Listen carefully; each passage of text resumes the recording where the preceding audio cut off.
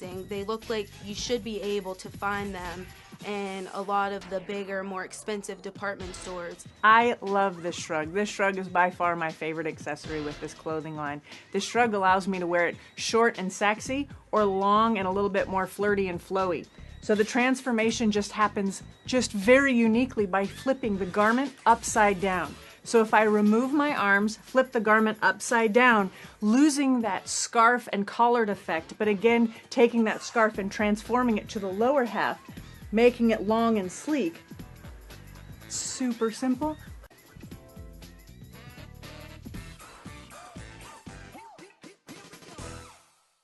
The Beanery Depot and Deli. Coffee, made-to-order subs, snacks, and more. Meatball sandwiches, fresh and hot. Pepperoni rolls, fish sandwiches, chicken, milkshakes. The Beanery Deli. When you're hungry for something special, and it won't cost you a lot of beans. Join and save at Sam's Club, your local club, Boardman, 6361 South Avenue, Boardman, Ohio.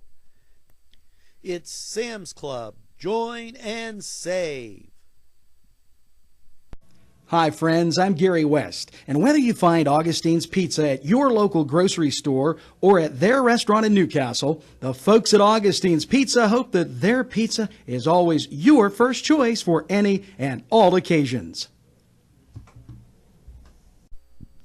What's inside? Come on in and take a look at the menu. There's many barbecued delights, ribs, chicken, and much more.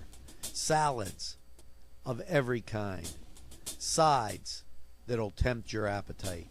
And we have eat in or take out at Big J's Hurricane Grill. Maureen and Big J say everybody is welcome. Bill's Bake Shop will make you happy. Bill Cast is the owner, and he and his staff keep the tradition going with all those bakery items that you remember as a kid. Just to name a few items, Bill makes cream sticks, cinnamon rolls, bear claws, cream horns, cannoli, cakes, pies, cookies, bread, pizza, and so much more. Bill's Bake Shop, located at 228 North Liberty Street in the Mahoningtown section of Newcastle, is open Tuesday through Saturday, 7 to 5, and Sunday, 7 to 2, closed on Monday. Bill's, where smiles are everywhere. Call 724-654-4223. It's winter, so come on inside, sit down, grab a cup of hot cocoa, and watch NCTV 45.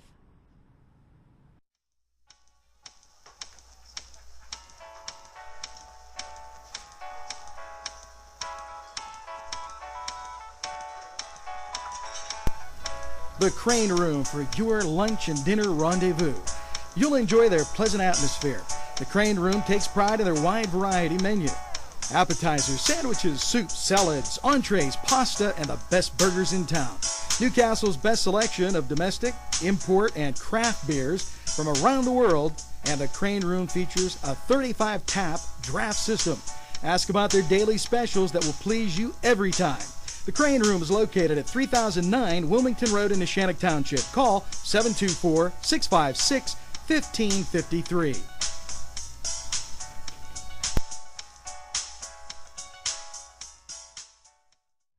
It could be you, it could be me, it could be everything we see. Given the day, given the time, given the moment. It could be you, it could be me, it could be everything we see. Given the day, given the time, given the moment. Some of it comes.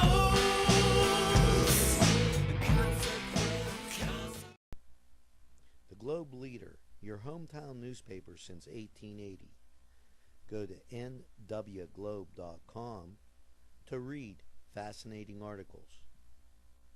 If you know someone who would enjoy this amazing publication as much as you do, why not give them a gift subscription? I am excited about getting this into the homes of as many people as possible.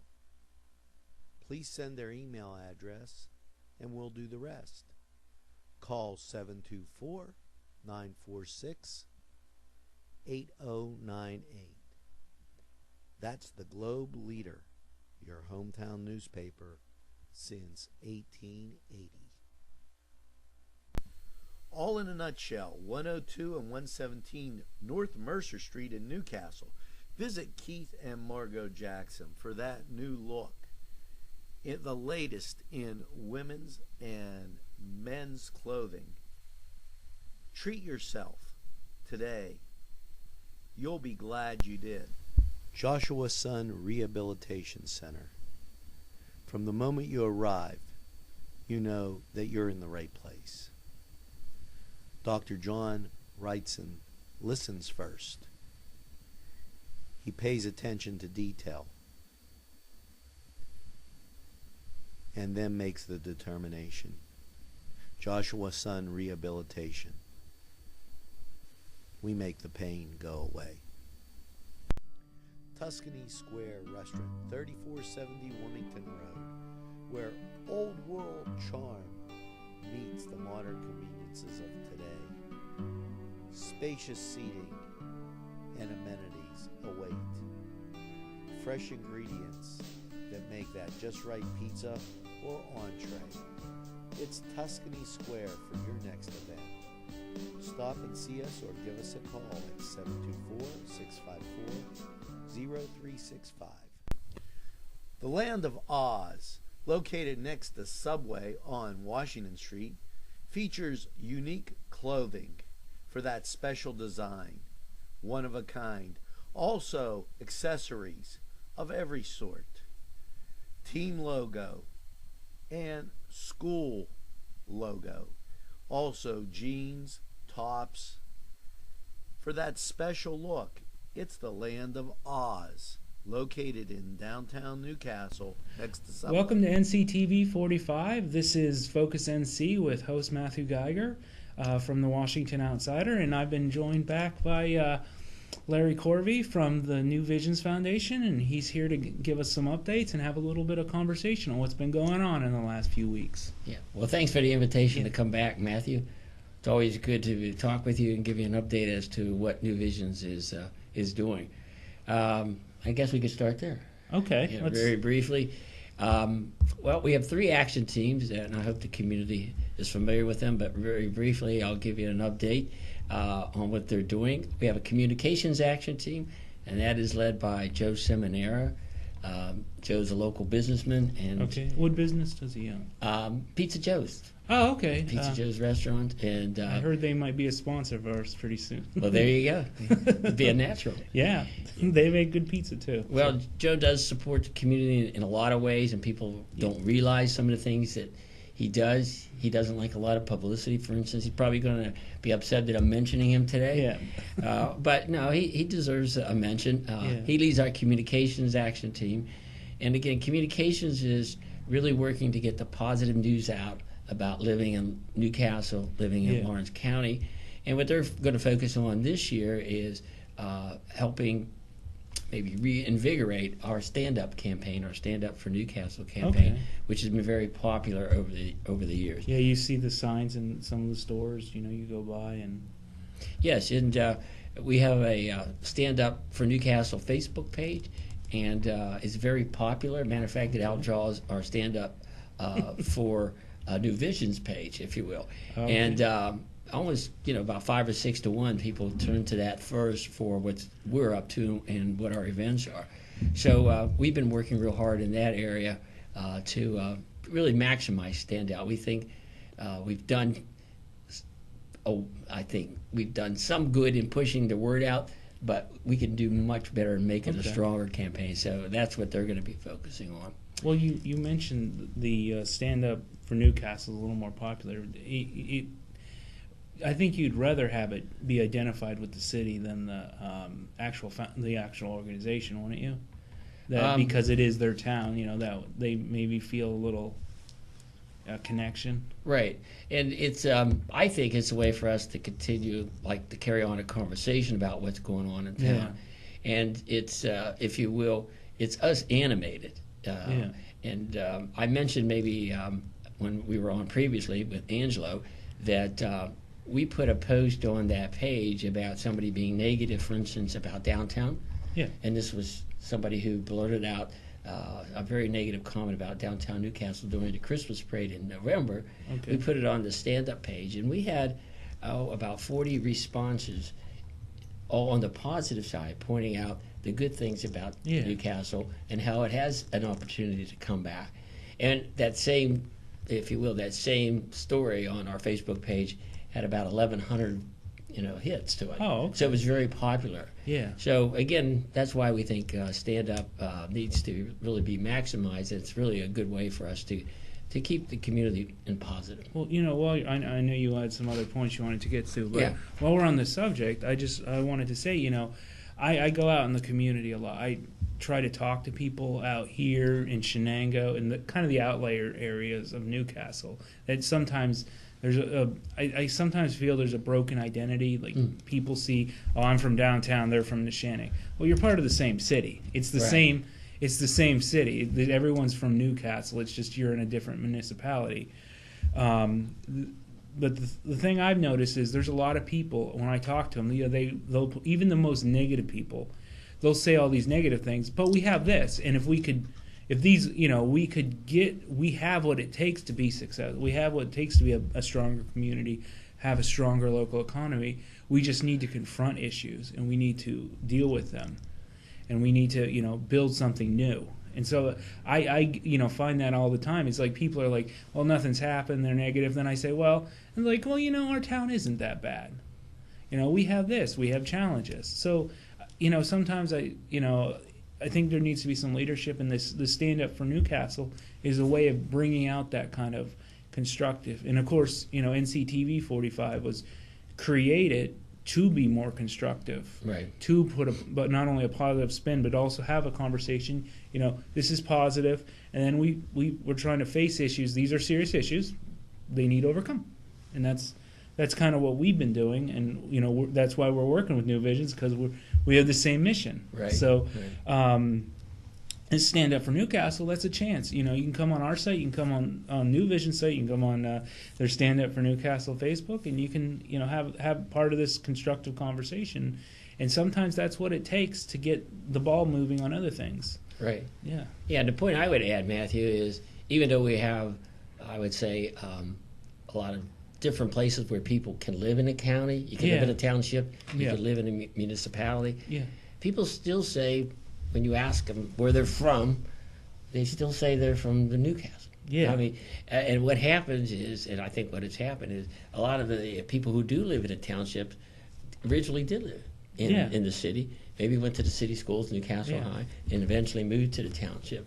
But if they're traveling and they're in Florida, and somebody asks them where they're from, even if they're from New Wilmington, or if they're from Hillsville, or if they're from Shenango Township, they're going to say they're from Newcastle. Yeah. So I think Newcastle does serve as the glue that holds everything together. But that's a whole positive county thing. too. Yeah, I think it's a very much a positive thing, and I agree with you. I think there's a lot of positive things that are going on within the community, and we do truly have a number of assets. For instance, there's the arts which are here. Oh yeah, the Hoyt Institute. You have the Hoyt Institute. In line with that, you have the cathedral, where a lot of things happen in the arts field. The Pittsburgh Symphonies comes there. I mean, they're a world-class symphony. We're unique in that we host them 3 times a year. Not a bad deal for Newcastle. Yeah, really for being a smaller, it's smaller. And for a small community, you can't beat that. Yeah. Our location, you could be in a little over an hour, you can be in 2 cities, 2 big metro areas that have a lot to offer. Yeah. I think healthcare is an asset to the area. We have good local healthcare in the area. Yeah. And then if you need more critical care, there's also, again, that available in Pittsburgh or even Cleveland. Yeah. So or Akron, I know they have some pretty good facilities out there. I believe it's Akron, and there's cancer treatment centers in up to Erie. Right. You're at a really you're not good too far away from a lot of. You're in a places. very good central place of some pretty big communities. Right. And you can get to a lot of places from Newcastle. Right, and the advantage of living in Lawrence County is, you don't have to put up with some of the headaches of a larger community like traffic and things like that. You can go there, enjoy the things they have to offer, and come back here and still enjoy small town living, which is making a comeback in the United States. And to add to that point, there's a lot of people out there, out in the Shannock, who actually in around the city, who actually live in Pittsburgh or work in Pittsburgh, Right. but they live out here because they enjoy it so much more. Because it's the kind of atmosphere. And I know, and like I said, I mentioned I grew up in Crawford County, which is it's not too far away from here. It's about 65 miles to my house, to where I live. But you go up there. We used to go to Meadville, and that would be us going to town. Well, it's the same thing down here. If you're out in New Wilmington, you're out, and you can go. You say, "Hey, let's go to town." You mean let's go to Neshannock, or let's go to Newcastle. And that used to be. And I talk to people, and they say, "Well, we want that. We remember the old days when we used to go downtown." And they had everything there, and we loved going there. And that kind of may dimmed a little bit, but there's still that sense there. Maybe we just need to get a few more things to remind them to have them come back down. So, and so we're talking about the stand up for Newcastle. We're talking about what's already here. But you said you had 3 action committees. So, yes. So what's the next one? Our Clean and Green action team is headed up by Mary Burris. Mary is a local landscape architect. She's headed that committee up now for a few years. They've done a number of projects in the community. Last year, that action team actually put on an Earth Day event in April. We're going to do a smaller version of that this year, but they do things that draw attention to keeping the local environment clean, pristine like it is.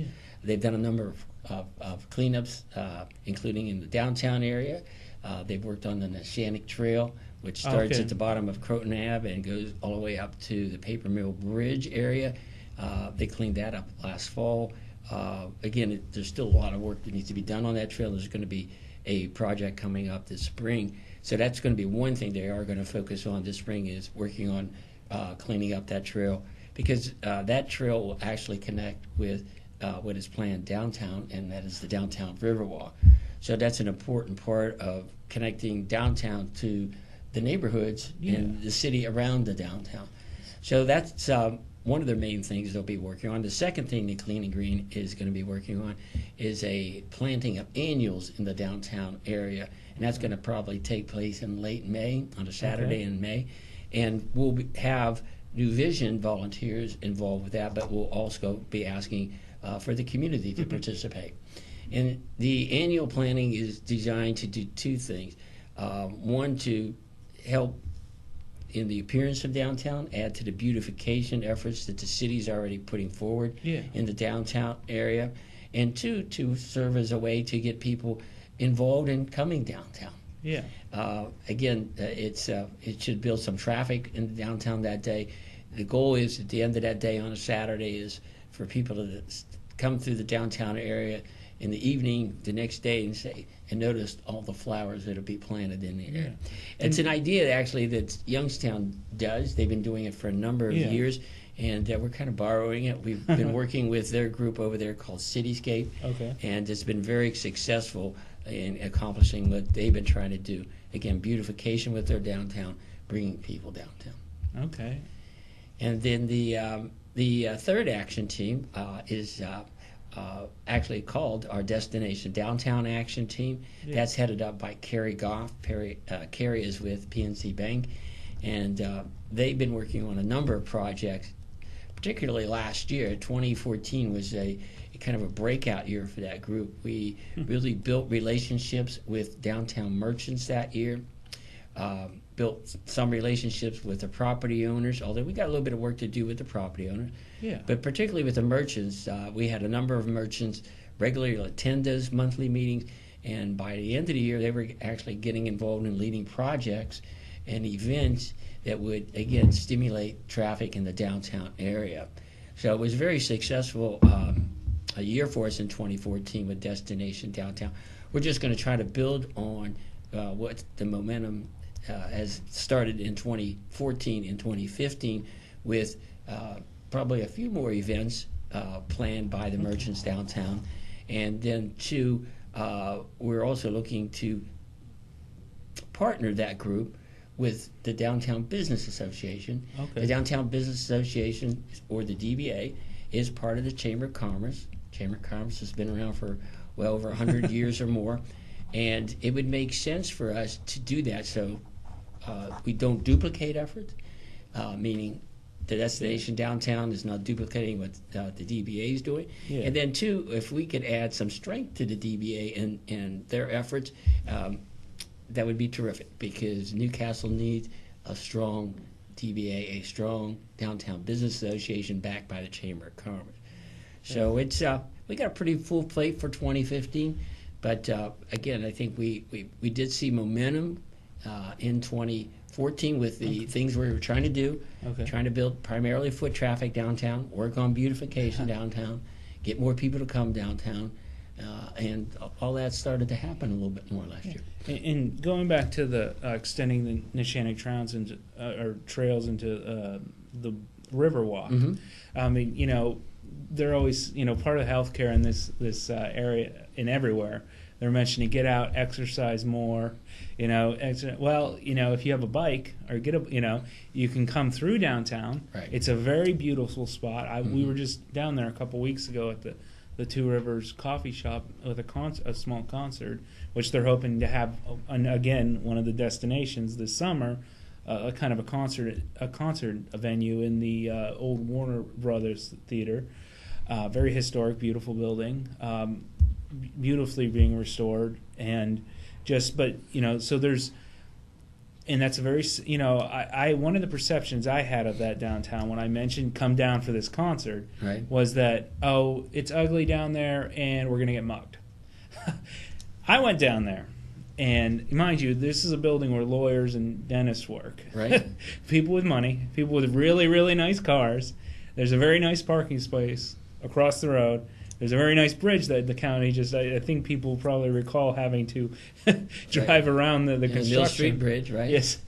I did not feel unsafe at all. Right. You know, there could have been more people walking. Most people kind of were just going to the coffee shop.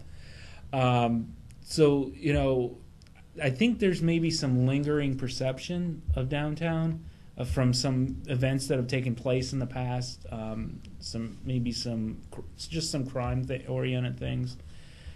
But you walk around town a lot, correct? Yeah, yeah. I walked over for today's meeting. Yeah, and you would walk at night, right? I've done it. Yes. And so maybe I think one, you know, we talked with Barbara Grossman about this. We had a very long conversation about it. You know, there's still a perception that the downtown has, you know, some of these issues in it, you know, but I think now we're at a point where those issues, the perception's lingering, but we need to get over that and find ways to, you know, bring people downtown. The Neshannock's one. You mentioned the beautification. You get people down here, you know, you're planting flowers, okay, but you come down here, you see the place, you be part of it, you're like, well, maybe this isn't such a scary place after all. Right. And maybe, you know, come down here, volunteer and help plant some flowers so you can, you know, if that gives you an excuse to come downtown, please. You're gonna, you know, if you're afraid or something, there's gonna be lots of people down there on that day, so well, good time to come. Yeah, and Matthew, my take on downtown is that downtown is safe. Yeah. Downtown Newcastle is a safe place. And when you talk to people in law enforcement, if you talk to Bobby Salem, the chief of police for Newcastle, when you talk to Josh Lamacusa, the district attorney, about where they're fighting crime and where they're dealing with crime, downtown's not on their radar. Yeah. I mean, so I think there's a perception, and that's unfortunate. I think people need to recognize how much traffic there is in the downtown area. Yeah. The YMCA, in the course of a day, has over 500 people come downtown. That's what their census is in the downtown area. It's a major draw downtown.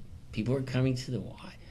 That, in my opinion, is a stamp of downtown being a safe place. Those 500 people wouldn't come. And if you multiply that by the end of the month, they have thousands of people coming to the Y. Churches, there are a number of churches that are still located in the downtown area, and people are coming downtown for that.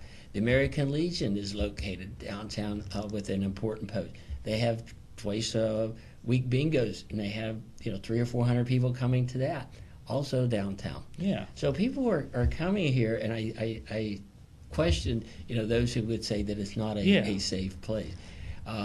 You might see on occasion someone in the downtown area who might look like a vagrant or that type of thing. Yeah. Well, there are those types of housing units in downtown, but those folks need a place to live.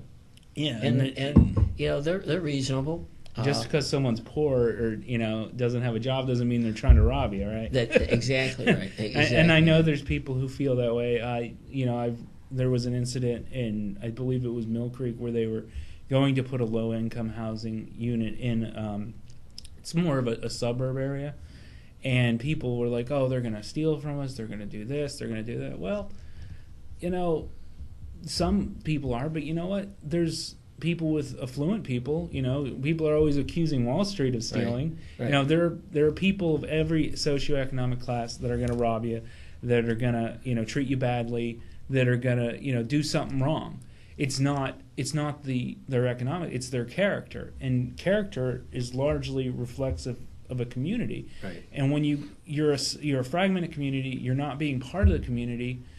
You're helping foster those kind of negative feelings, right? Those negative behaviors, because listen, there are people who rob their best friend, but most people, if you ever talk to some of these people who are of the criminal mindset, they're very respectful of certain people, and it's usually the people that they know.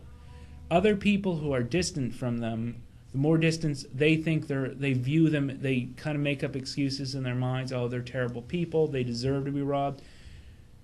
When you have a community togetherness, the community helps police the behavior. Right. Exactly. These negative behaviors, are less going to happen when people are coming downtown. And we'd like to maybe see more of the churches come out and do some, on the street stuff. Actually, an interesting point. I'm just kind of throwing this out. I had a friend. He grew up. I believe he grew up between here and California. A lot of people come back to Newcastle. They leave. They come back. Sure. Even on a couple-week rotation. And there's a reason for that, because they love the town.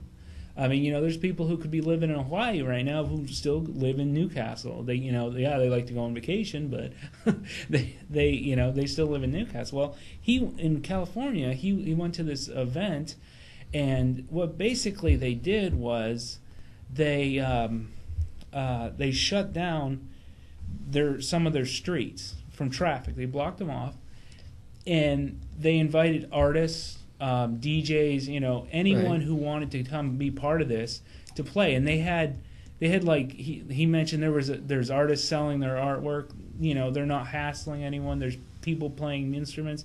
There's DJs, and he said he went into one hardware store. There's a DJ, giving the price lists on everything in the store. And the storefronts invited people in that normally you would never associate, like a DJ in a hardware store, or a painter in a clothing store or whatnot. But they put on this event, and it was just a Saturday. It was a Saturday event one time, and what it did was it kind of made it fun to come and shop downtown and to do things. And so maybe you went out. You bought some stuff you didn't, but more, and so you had some economic activity. But more importantly, you were exposed to different people you wouldn't normally associate with. You had a reason to come downtown, so maybe you kind of get in this habit of coming downtown. Right. And so, and I can give you the website for that. For what it was, and maybe that's something we could explore. I think the city would work with us, don't? Yeah, I think so too. Well, there's actually last year there was such an event, and we're planning a second event this year. Last year, New Visions worked on trying to help merge and help make bigger the annual fireworks festival, which is in July. Yeah. And a number of our volunteers worked with the fireworks festival, which is put on by the TPA, and also with the Hoyt Institute for the Arts, which put on Arts on the Riverwalk. Now, those two events combined last year, and instead of just having a one-day event with fireworks, it was a two-day event with arts and the fireworks. The other part of that, which was a change up, is it was moved. The fireworks festival was moved from the Interbout or Columbus to East Washington Street. Okay. And that proved to be very, very successful because on East Washington Street is where most of the downtown businesses are, or they are close by.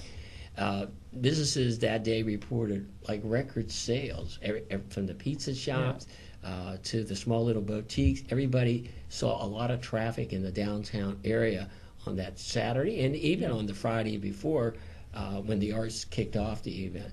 And that event is being planned again. I believe the dates are 11th and 12th of July.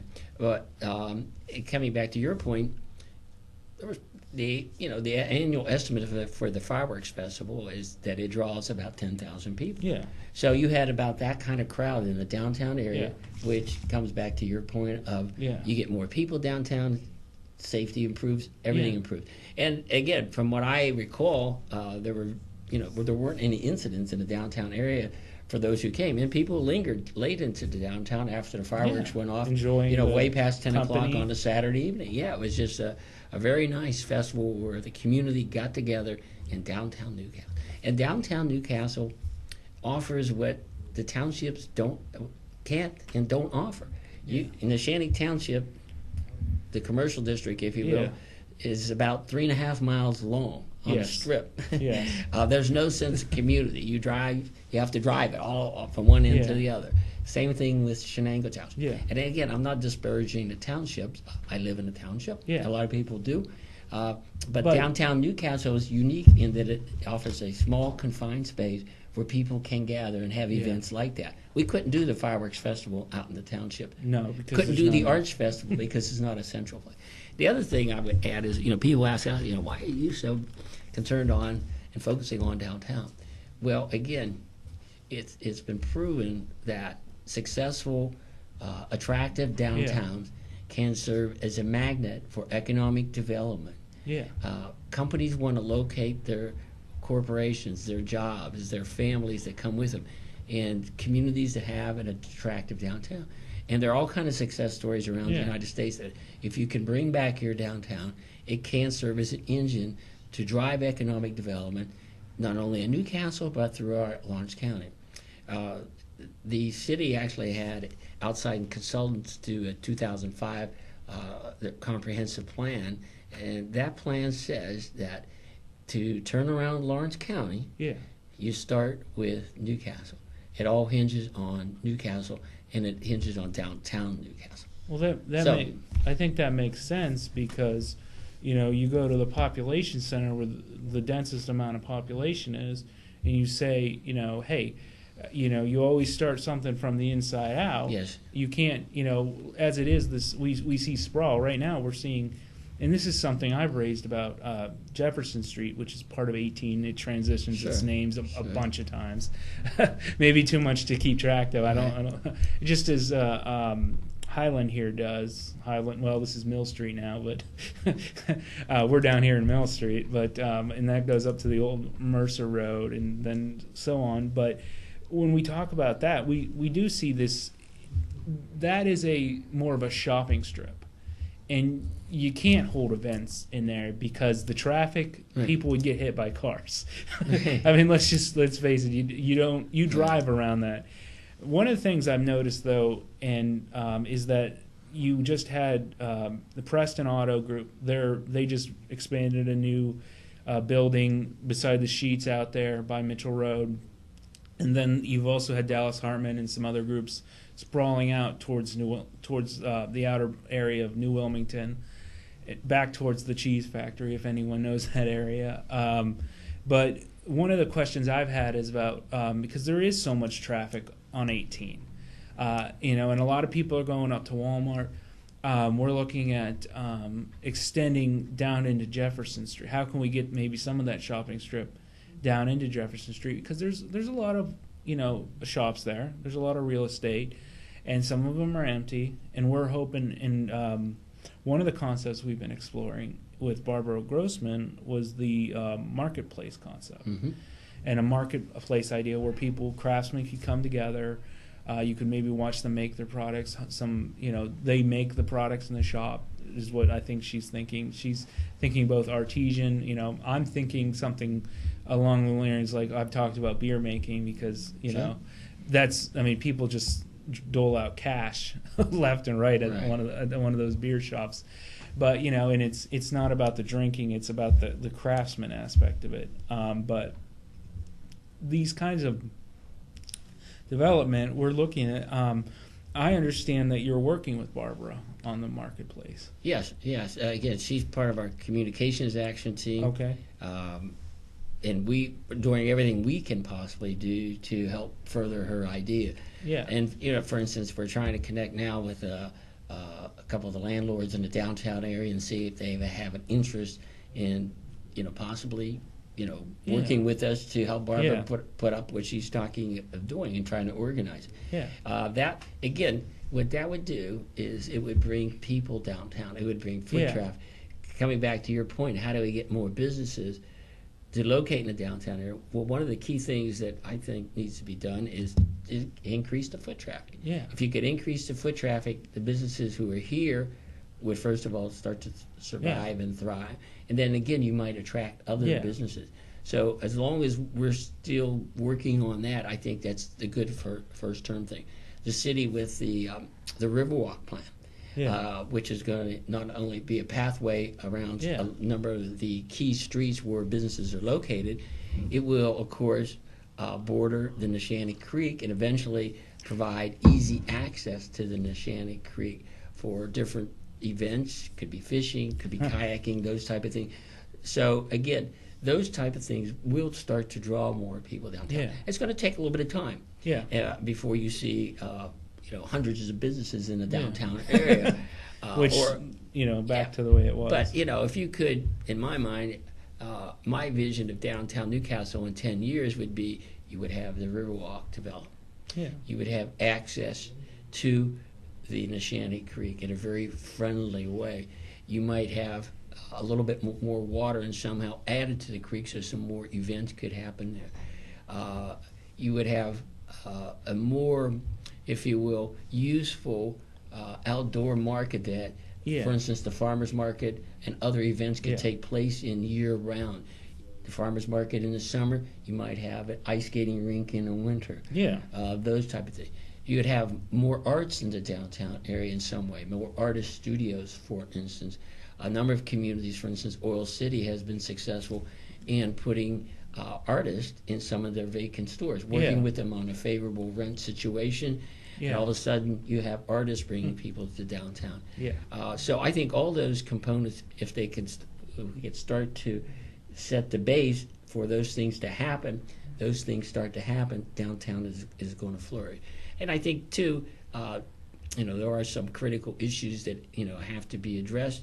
And we're helping in some of those. For instance, some very basic thing. If you want to have an event in downtown, you have to have electricity for those events. And, usually. And actually, the city, the county, we secured New Vision secured a small grant from First Energy. There are a number of groups that have come up with funds that will help install permanent electricity in a downtown area for events and those. So I think if we start to check off all those things, you'd come to Newcastle in 10 years to see a lot different downtown, a more vibrant downtown. And I might add, even though those things don't exist right now, but some of it, the motion is, some of those things are in motion, if you will, starting to happen. There have been 4 or 5 businesses that have, small businesses that have opened in the downtown area since middle of summer last year. There's a new store that's going to open right next to the sanitation department on East Washington Street shortly. So that's a positive. And I know we're actually there's a bakery opening up again from the Josephs. That would be outstanding. Yeah, that would be outstanding. You need bakeries in the downtown area. Yeah, that would be fudgy unique. buns for everyone. Yeah, and again, right here, this place rented out for the first time in 10 years. So I think there's a lot of things starting to be positive in the downtown area right now. And another benefit of redeveloping the downtown is that businesses, you look at the overhead cost of businesses, which can be killer. That can determine if you're out in the middle of nowhere, you have to sell a lot more products. Maybe you have your own overhead, but if you have everyone all the businesses one, you can get more customers down here because they'll be shopping around. 2, they can share some of that overhead cost in terms of their infrastructure. So we share a building with several individuals here. That reduces our cost because we don't have to operate with as much. We don't have to actually operate a full building. Sure. And then, and again, I bring up Jefferson Street because that's where the traffic's flowing. But if it's like a waterfall coming down that hill on Jefferson. It's a little fast. It comes down, but then it flows over to Washington, so it could actually help this area too. So we've been, talking about, maybe people, okay, we'll explore if there's more stores down on Jefferson Street. Like, we'll go down the hill a little ways. All right, we have to go to this store. And maybe then, maybe I'll just instead of going to Walmart, and I'm not saying you shouldn't go to Walmart or that plaza out there. There are so many ideas for businesses and so many businesses that can be successful. I think Newcastle needs to develop some new businesses, and I know a lot of businesses have capital invested in their storefronts now, so they're not just going to instantly uproot and move. Oh, let's go down. No, a lot of them are going to stay where they are, but new ones will come in downtown that do different things. Right. And one of the things I've talked about on the show is high-tech industry. There's some beautiful buildings out here. There's a lot of buildings here. We'd love to see, some. And one of the problems I've understood is that the buildings are a little too big, maybe, from some really successful old stores. So maybe subdividing up some of these buildings. We talked about an incubator with a couple of the commissioners. We'd love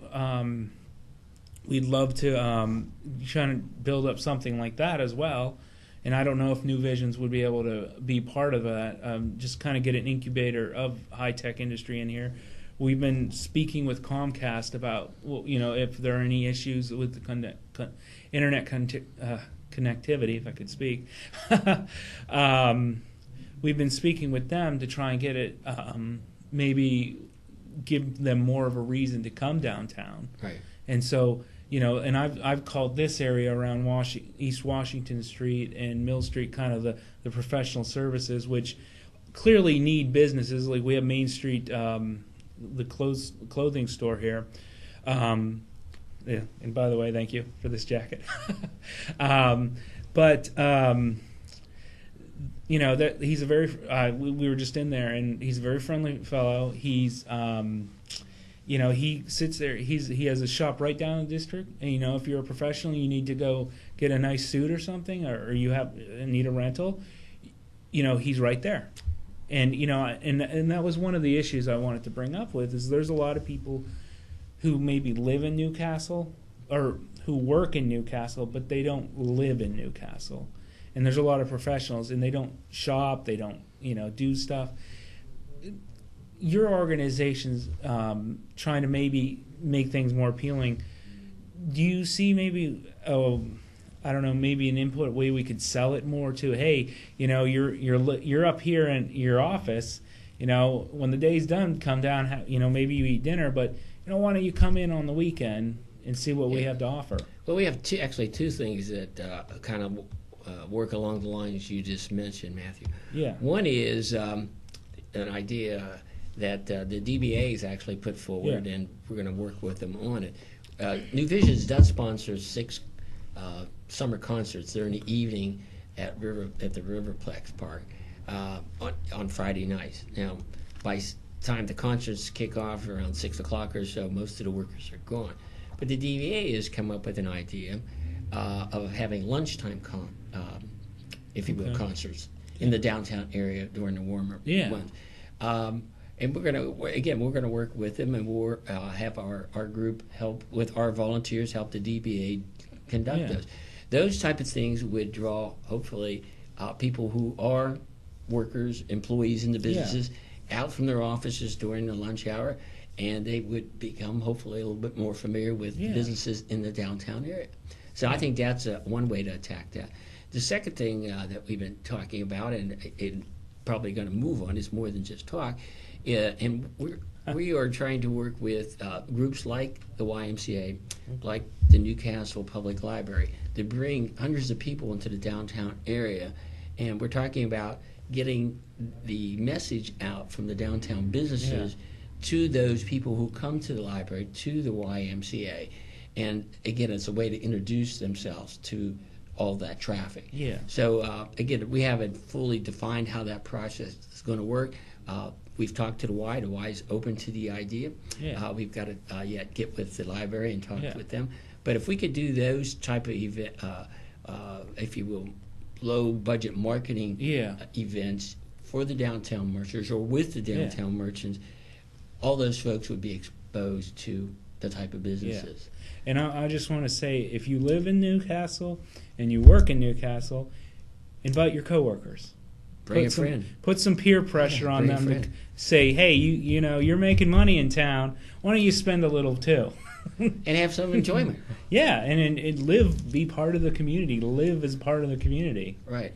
Yeah. I think that, you know, for instance, if you're in the downtown area and you need to buy a special gift for a birthday and anniversary, there are many shops that can offer something unique that you wouldn't find in the chain store. Yeah, or you don't want to drive all over the county looking for something. Right, exactly.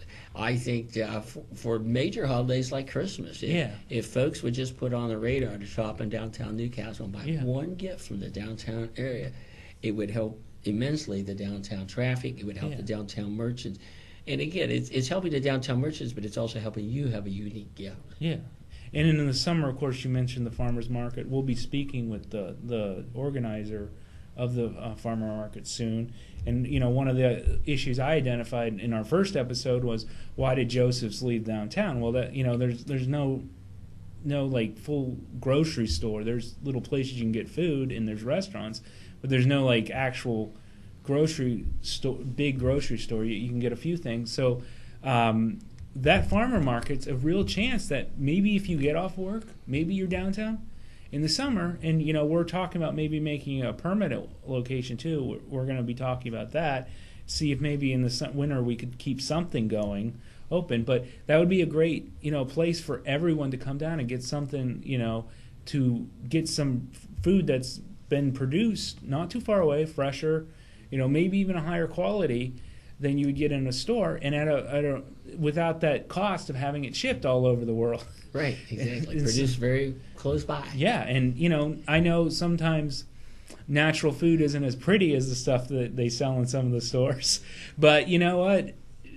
Food's not about it's always how it looks. When you know, you can make it look pretty, but you know, the taste comes first, and if you don't have the taste from when it gets out of the ground or when it's been out of the out of the barn, you're not going to have it anywhere. You know, it's just not going to taste good. And you know, and we have Cook in the Castle down here with Angelo, and Angelo and we've been swapping recipes here, and so we enjoy good food. And you know what, when you get it homegrown, you know what, it tastes better. I'm sorry, you know. Sure. You know.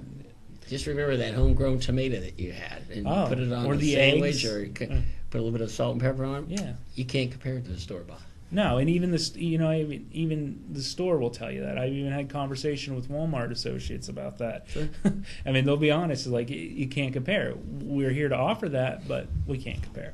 So you know, there's some options out there for you to come down. You know, and there's a lot of meat markets down here too in the area that you can just come down by and help support a local business, bring some traffic down here.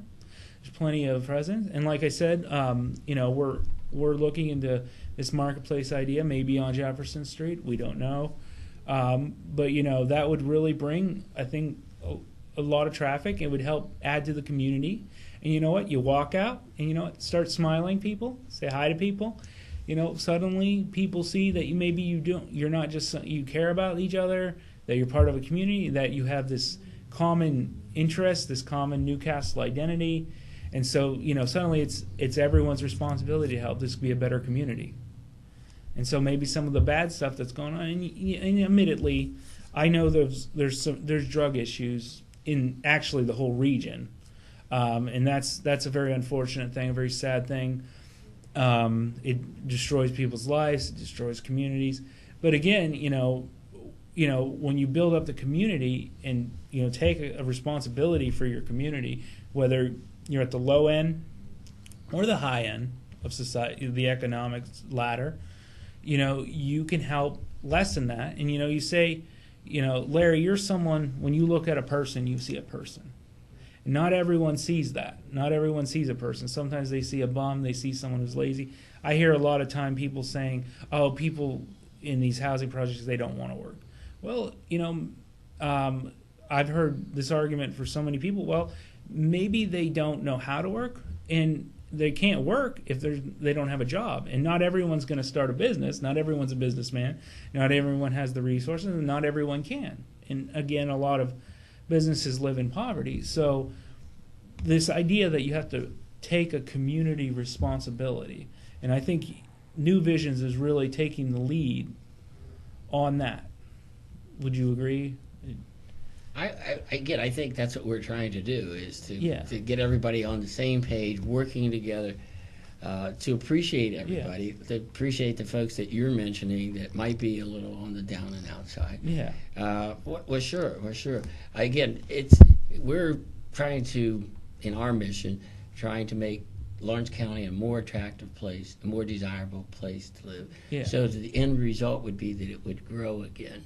And again, some of the problems you just mentioned are not unique to Lawrence County or Newcastle. Yeah. I think that people have to keep that in mind. Yeah. That in some cases we might be doing better than others. To address and to really get the county moving and growing again, again, our mission would be to start to look at some of the deeper problems and try to bring people together to start to address them. Coming back to your point about jobs and that type of thing, there are a number of jobs that are available today, but in many cases, the skills might not be there from the workers. Yeah. So you have a mismatch. You might have 100 jobs open today in Lawrence County, but you can't find employees that have the skills to get and those so jobs. they go to outside of the community. Or they don't work at all because their skills don't. So how can we get everybody around the table to talk about, okay, there are X number of jobs, here are the skills needed, here are the workers, and here's where the workers are with their skills. How can we get the skills from the workers to better match the jobs that are open in the community so that those folks are working? And and looking down the road, what type of jobs are going to be here in 5, 10, 15 years, and what type of skills are going to be needed for those jobs? I mean, we really need to start looking that far out, because some of the things we're trying to address in driving economic development and a turnaround in the county aren't going to happen in the next 1 or 2 years. No. These things didn't get this way overnight. It's going to be, a multi-year project. Yeah. But at least we have to start addressing it.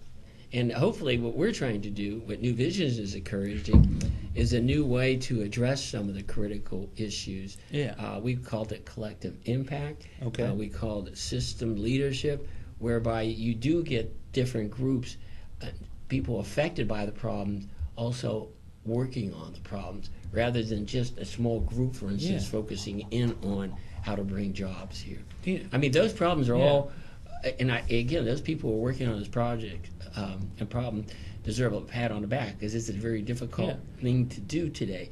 But again, the problems are deeper, they are more difficult to address, and old ways of addressing them are not going to work. Working smarter and harder and still using the old techniques of addressing them is not going to move the needle very much.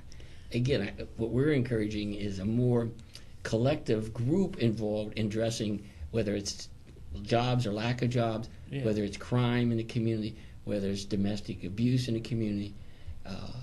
All those type of things need a more open process and more people around the table, and those affected around the table, also with the leaders who know and bring a lot to the table. And I think you get a better solution. Some of the things we're doing are just like Band-Aids or temporary fixes. Yeah. And what we're suggesting are problems need today longer term solutions. Really addressing, really getting down to it. And in some cases, I think we have to recognize that part of the problem is us. Yeah. Part of the problem is, we who come to the table with our own set of ideas, Yeah. our own set of thinking, and we're not open to outside ways of doing things. Yeah. And so we're advocating, that type of process where everybody's truly open at the table. They leave their former ideas at the door and be open to new ways of addressing them. And I would just say this. I've said this on my site, thewashingtonoutsider.org, or you can find the link on this on here. But I've said this numerous times. The people who are being neglected the most by the economy, the people who are being neglected most by the society, a lot of these people may be in the low income housing. A lot of times they tend to shy away from civic engagement, and sometimes there's a reason. Some other people who aren't part of this group kind of push on them and say, well, what right do you have to complain? You don't pay taxes, you don't do this. Well, democracy is founded on balancing of interests, and that means if you're being neglected by the society, you're the one who needs to stand up the most, because you need to say, hey guys, things aren't working for us. And whenever you're just putting people on, say, welfare, and and just saying, "Oh, forget them, they're worthless," that is the kind of issue that needs to be addressed. And you mentioned leadership, and I'm glad you mentioned that, because a lot of times, and maybe people don't realize this, they're working to solve the problem, and they're getting in the thick of things. They're getting criticism left and right. They're maybe overwhelmed by just the criticism of it, and sometimes they forget how they project it. And a lot of times you might go to the town hall, the municipality building, and you might see them and talk to them, and they're like, they come off with an attitude, or you think, oh, I won't even bother going in there because they're just gonna hang up the phone or laugh at me, and they're gonna go mock me as soon as I'm out of the room, or they're not gonna say anything, they're gonna do anything for me. Well, sometimes when you're at the leadership, you don't realize that people don't know you, and that you don't realize that you need to, that there's a disconnect here. I mean, you talk about, you're a little more affluent in this area than a lot of people. You're, part of a leadership, the community leadership. And so the people you engage in on every day are leadership, and you see the side where these people care about, they care about the community. You see them. Well, if you're on the street and you're someone who doesn't know how to you can't find a job, you're looking at this guy, he's this and he's that. He doesn't give it. He says he does, but he doesn't. And so, and like I said, actions speak louder than words. And in a town like Newcastle, where there's deeply entrenched issues, the action takes time.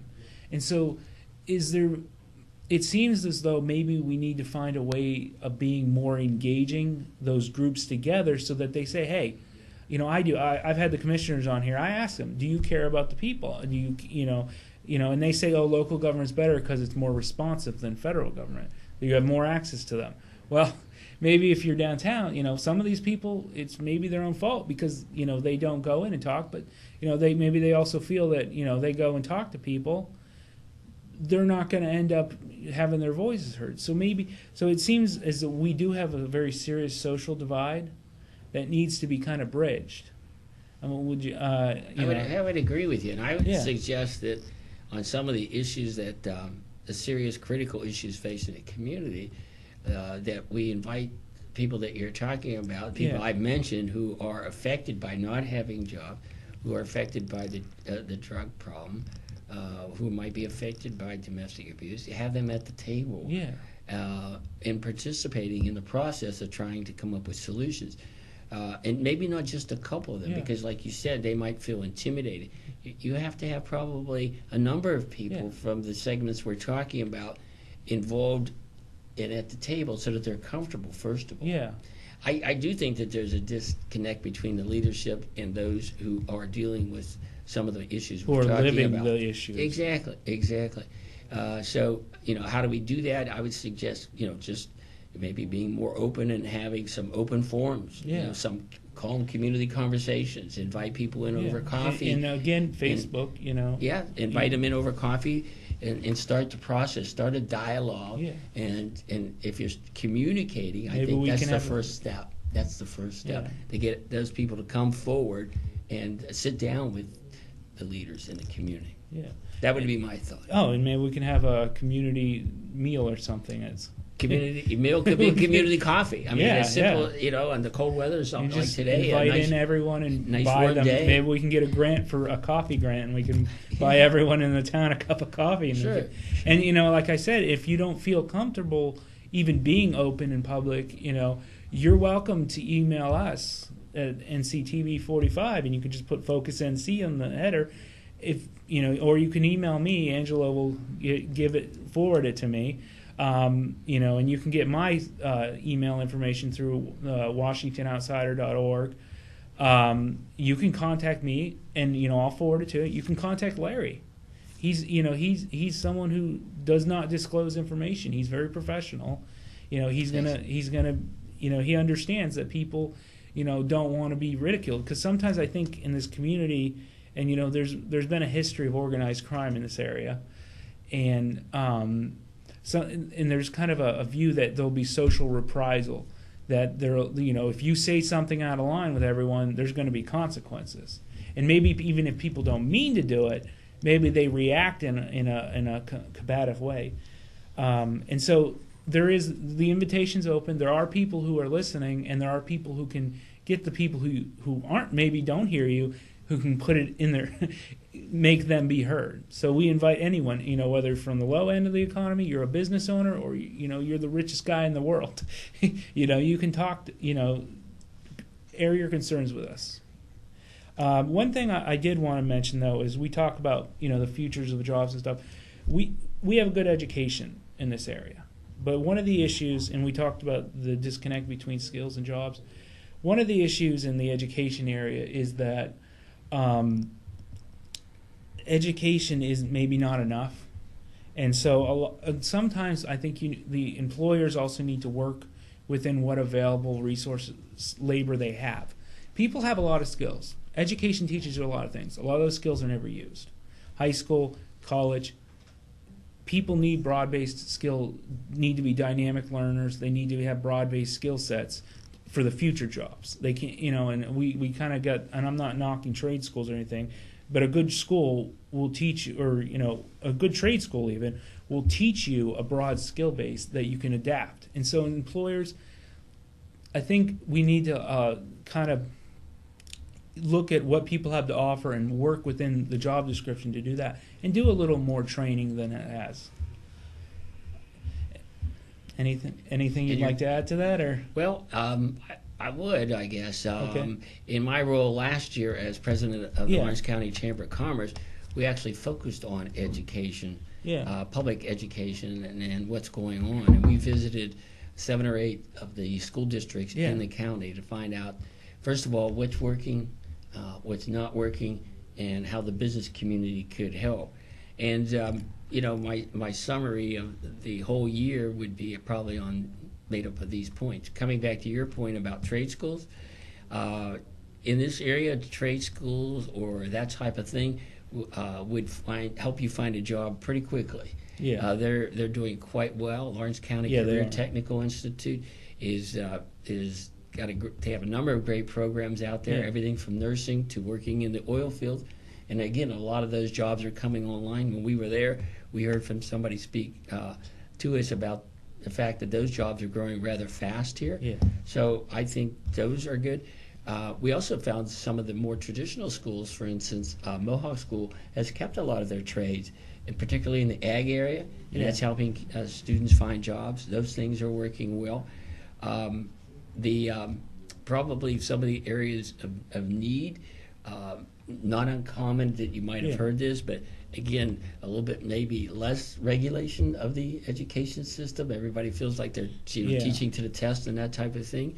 How the business community could help, we found that a number of the schools have foundations, and business communities can make a tax-deductible donation to those foundations and direct it to areas in the schools where they'd like that money to be spent. Again, that would help the schools immensely work on programs that they might not have funds especially and again, we are in a struggling community, and some of the schools aren't doing as well as maybe they could, and so that would be very beneficial. Right, exactly. And to kind of sum up, one thought that I would have is early learning. A number of the schools are starting to conduct programs in that area.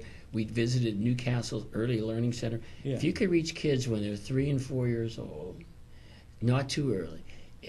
Again, they go on to, studies have proven, if you start to work with kids when they're that young, they're going to do better in school, and they're going to do better after school. Yeah. Their earning power is going to be better because they're going to be, again, exposed to education at a very, very early age, and that helps them get a head start when school begins. Yeah. So those are probably the big takeaways.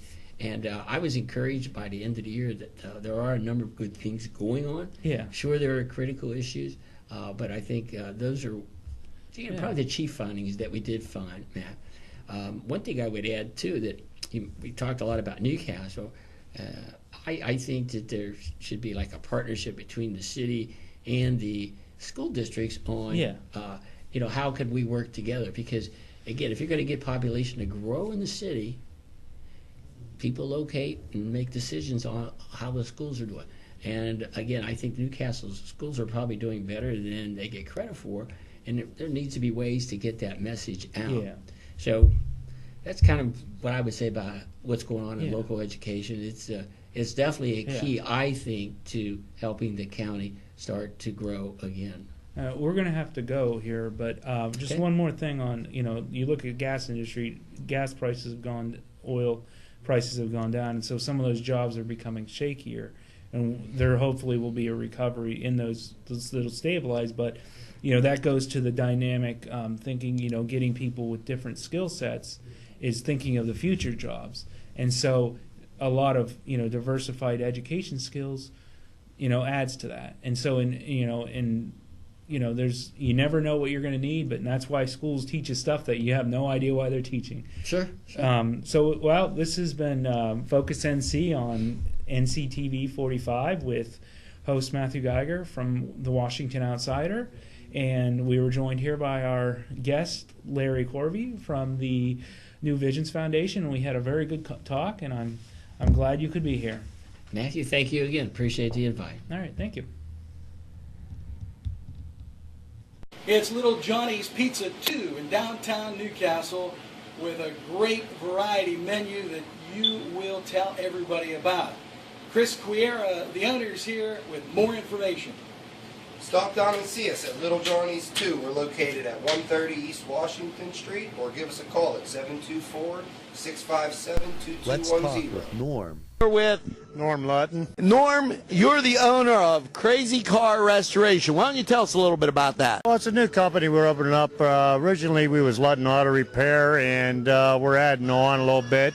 And we're trying to bring out some custom cars for people somewhere in between the $5,000 and $20,000 range, what people can actually afford today. Anymore, all these cars are so expensive. We're just trying to make ends meet for other people. That sounds great now. But I've been fixing cars for over 35 years. That's great. So when you have a repair, big or small, call Norm. We have a great relationship with Main Street Clothiers and Custom Tailors in downtown Newcastle at 210 East Washington Street. And whenever you watch Focus NC, my wardrobe is furnished by Main Street Clothiers and Custom Tailors. Whether it's time to fix the furnace, throw the salt, shovel the drive, it's Paul D. Weller Hardware. We have what you need. Whether it's time to get warm, make the macaroni, make the ravioli, make the pizzelles, throw another log on the fire. It's Paul D. Weller Hardware. Hey, let's go sled ride. It's Butts Flowers when you want a wide variety of flowers for any occasion. They also have a selection of fine gifts and more. Butts Flowers is conveniently located in downtown Newcastle at 120 East Washington Street. Call Butts Flowers at 724-652-7727 or toll free from anywhere, 1-800-443-7727. 7726. It's Butts Flowers in downtown Newcastle. It's 2Ps, Thrifts and Gifts, 2626 Elwood Road, for the best in giftware and original merchandise. Stop by 2Ps, Thrifts and Gifts. Check out their many treasures.